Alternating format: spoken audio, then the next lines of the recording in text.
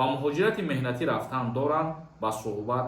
Информатсияи нав буд барои ба кор таъминкунии шаҳрвандони Тоҷикистон. Саволи ман ҳамин ки ман агар Тоҷикистон бирам, ягон ҳафта ё ки ягон моҳ бестам. Салом тамошобинони барномаҳои Сорбон Сафаров. Информатсияи нав ба маълумоти шумо мерасонем. ҳатман як дона лайк мондана фаромӯш накунед. Ба Арабистони Саудӣ ба муҳоҷирати меҳнатӣ равона мекунанд. Дар ин мавзӯъ суҳбат мекунем.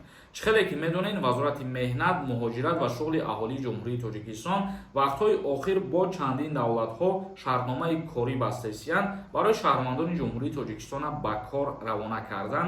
Ин як хабари бениҳоят хуб ай бародари азиз. мо дирӯз видео карда будем, гуфта будем дар ҳамин бора ва боз имрӯз дар Арабистон ба кор даъват мекунанд. хоб нафарҳое ки тамошо кардесем, бародарои азиз, чӣ хеле ки медонед 630 000 шаҳрванди хориҷиро дар таҳти назорати Россия гирифтагиянд реестр, яъне ки барои ягон нарушения, барои ягон қонунвайронкунӣ назорат мекунанд ва депортатсия мекунанд.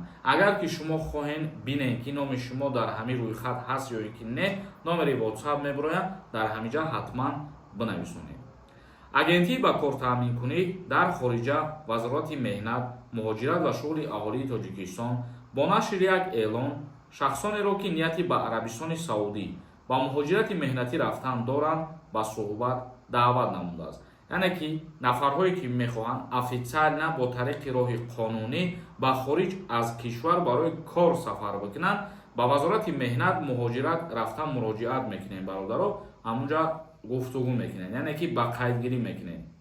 рӯзи 27 феврал соати 10:00 дар агентии ба кор таъминкунӣ дар хориҷа вохӯрии намояндагони ширкати Аркои Арабистони Саудӣ бо шахсоне доир мегардад ки мехоҳанд дар ин кишвари арабӣ кор пайдо намоянд. ширкати мазкур омода аст муҳоҷирони меҳнатии тоҷикро ба сифати пешхизмат бо шартҳои зерин ба кор қабул намоянд. сину сол аз 21 то 35 сола, донистани забони англисӣ ё арабӣ, надоштани доғи судӣ ва музди маош бошад 2500 риёл дар як моҳ.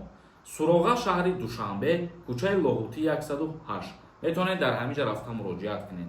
нафарҳое ки мехоҳем бо тариқи қонунӣ ба мисол давлатҳои дигар, ба давлатҳои хориҷа сафар кунед ва кору фаъолият кунед. чӣ хеле ки медонед, боз дина мо видео карда будем барои Европа, яъне ки Литвада кор карданам метавонем ба вазорати меҳнат рафта муроҷиат кунед. ҳозир ба қайдгирӣ рафтесай бародари азиз. информатсияи нав буд барои ба кор таъминкунии шаҳрвандони Тоҷикистон ва мо хостем ки ба маълумоти шумо расонем. комментарияҳоро хонда ба саволҳо ҷавоб мегардонем. ягон нафари шумо хоҳед границаи Қазоқистон бирен ва биёен аз нав документҳоятона соз бикунед, номерошон мебирояд, занг занед, меоянд аз дари хонатон мегиранд, граница мебаранд. Раҳимов нависондай: акаи Сорбон, ҳамеша сарбаланд бошӣ. шуморам зиндаву сарбаланд бошем бародари азиз, миннатдор ҳастем. Узбеков нависондай: салом акаи Сорбон, мана моҳи август айд амадед ва гард мондам. виез ма санҷидам тоза биромад. метавонам бо Москва бирам. виезтона дар куҷо санҷидем? яъне ки тамоми линияҳоятона проверка кардагӣ бошен ва ҳамаш ки тоза баромадагӣ бошад, бале, метавонем ки сафар бикунем. як нафари дигар нависондай: ассалому алайкум брат, илтимос мегуфтӣ агар дар дигар давлатҳо доғи судӣ дошта бошӣ, дар Тоҷикистонам доғи судӣ ҳисоб мешавад. мақсад барои Литва рафтан ягон мушкилӣ намешавад. илтимос ҷавоб медодем. дар куҷое ки доғи судӣ гирифтагӣ ҳастен, вай дар тамоми ҷо, яъне ки ба ҳамин ному насаби шумо аллакай мемонад. бародар, фарқ надорад дар куҷое ки набоша ин кор. як нафари дигар нависондай: салом ака, ман Россия рафтам гостӣ, 2 моҳа ровна истодам, бо омадам, 2 моҳи дигар дар Тоҷикистон истодам, бо рафтам. агар ки шумо тибқи мақсад тағйиротҳои пештара рафтагӣ бошед, бале, ҳеҷ гап надора, ягон мушкилӣ надора бародари азиз. Қурбонов нависонда: ассалому алайкум, илтимос ҳамин саволи мара ҷавоб тен. илтимос, ман студентский билет дорам, яда бор қапидан мара нишоншон додам, задан дарваза биромад. саволи ман ҳамин ки ман агар Тоҷикистон бирам, ягон ҳафта ё ки ягон моҳ бестам, гашта омадан да мара дар аэропорт сар медода бошам. илтимос акаи Сорбон саволат ҷавоб тен. вақте ки шумо офитсиални донишҷӯ ҳастен ва ҳам ҳуҷҷати шумо офитсиалне, чӣ хеле ки шумо гуфтен дар база дани ҳастай, барои рафту омади шумо мақсад ягон мушкилӣ намешавад бародари азиз.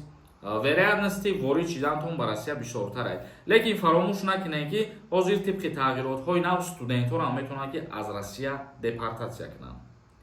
Комилов нависонда: ассалому алейкум. Як савол дорум, ҷавоб бигем. Ман як сола патент дорум, 9 моҳ шид. Регистратсия 3 моҳа мекардам. Ин моҳ споридим, регистратсия отказ омадеса.